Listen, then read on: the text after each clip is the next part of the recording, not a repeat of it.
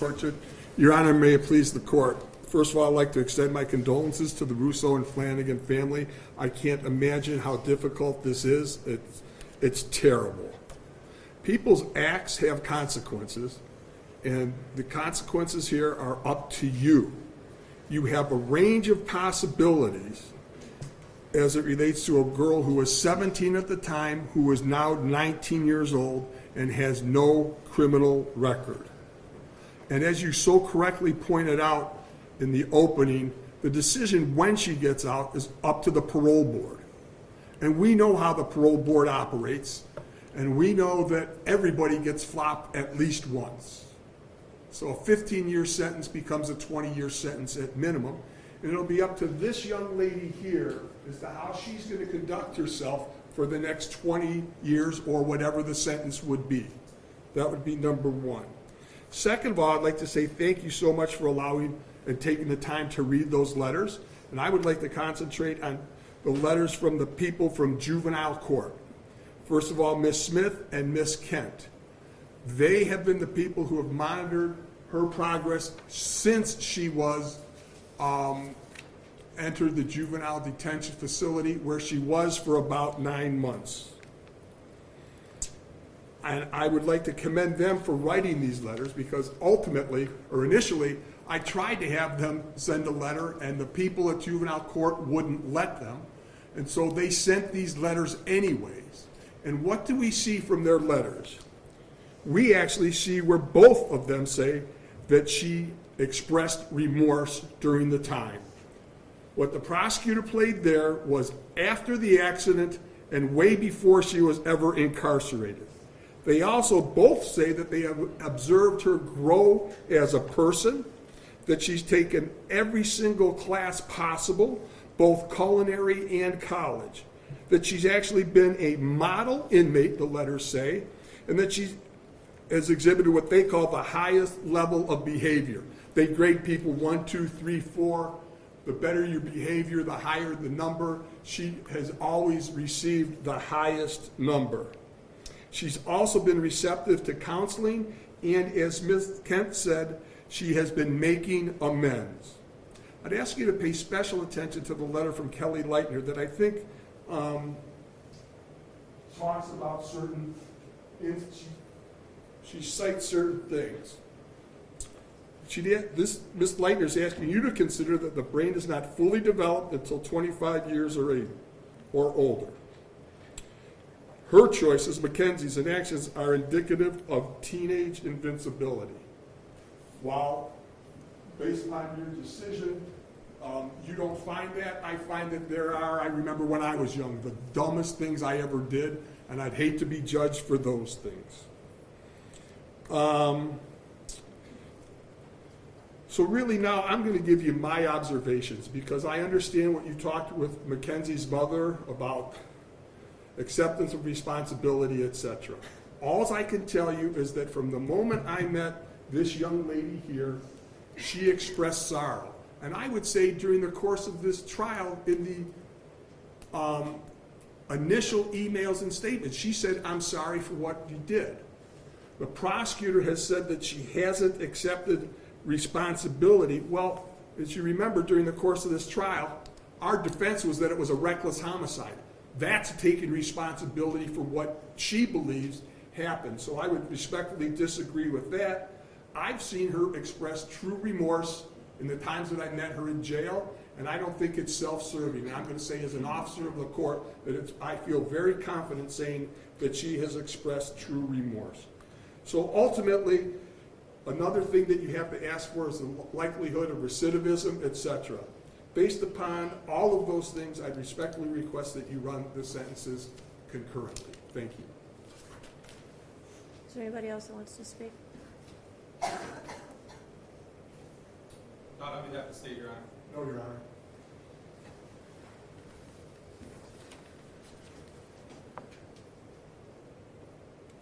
Today is the sentencing of the defendant for the purposeful and intentional murders of Davion Flanagan and Dominic Rousseau. And in a way, it's the second time their families are gathered again to grieve. It's also a day when Mackenzie's family will grieve for the future of their daughter. All three of these families and the friends of these families are suffering, and all of their lives have been irrevocably changed because of the actions of the defendant. The unintended and collateral consequences of a selfish, intentional, and cruel decision by Mackenzie will ripple forever in time. It's literally changed history because it's ended 2 lives. 2 young men are dead. Their deaths were horrible, terrifying, and tragic. I will say again, if any reasonable person reviews Exhibit 802, there can be no doubt in your mind what happened this night. There can be no doubt of the absolute terror of the 2 people in that car. The defendant controlled all the events. She chose the day. Specifically, she chose a day just before her 18th birthday. She chose to drive the car, the time to drive the car. She chose an obscure, previously scouted route through an industrial parkway. She chose the target to hit and the victims. She chose the means and the method to follow through. And she planned and purposefully executed the events of July 31st, 2022. The review of the evidence supports the factual findings, the forensic testimony, the testimony of the first responders, the testimony of the emergency room doctors who treated the defendant, the testimony of the coroner's medical examiner, the testimony of those who knew the victims and the defendant, and the testimony of the BMV official who provided evidence that not only did the defendant deny any medical condition when applying for her license, which her mother co-signed and attested to, but also that just after the accident, Mackenzie renewed her driver's license and again denied any medical condition.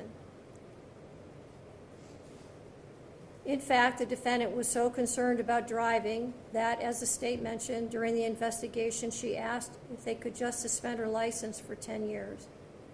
It is hard to fathom how a person could be concerned about their driving privileges, having just been responsible for the deaths of 2 people. There was no medical condition that caused this as an accident. There was no mechanical failure of the car. The record is clear on the facts and the evidence. Her mother's uncorroborated statements without any medical testimony or records is not persuasive. It is also important to remember that even if Mackenzie intended to also die in this crash, that is irrelevant. A failed suicide attempt is not a defense to murder. And even in a murder-suicide attempt, when the perpetrator executing the plan survives, the other death or deaths are still murder. There's only one person who's responsible for the pain of everyone in this room, and that person is you, Mackenzie. Nobody else is responsible. This isn't the fault of Dominic's family, or Davion's family, or your family. And I know that each of you have asked your questions to yourselves, what if? What if I had done this or that? The truth of it is, none of us can control the intentions of another. And when there is a purposeful intent to harm or kill someone, it is the perpetrator alone who bears the responsibility for the choice and the consequences and the harm that follows. The difficulty for sentencing today, honestly, is whether or not I believe you should get consecutive sentences. I'm troubled that should I give you a concurrent sentence, that people will believe that somehow I'm being disrespectful to one of the victims. And on the other hand, I have to weigh the punishment.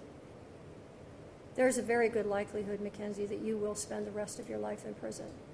That won't be up to me. That will be up to the parole board, and that will be up to you to a great extent. I understand that the pain in this room wants me to impose the harshest sentence, but I don't believe that would be the appropriate sentence, because I do believe that Mackenzie will not be out in 15 years. So she's sentenced on count 2, the murder of Davion Flanagan, 15 years to life. She's sentenced on count 1, the murder of Dominic Russo, 15 years to life, to be served concurrent to each other with credit for time served. I'll waive fines, fees, and costs, and your appellate counsel will be assigned. Are there any questions from the state? No, Your Honor, thank you. Any questions? No, Your Honor. All right, thank you.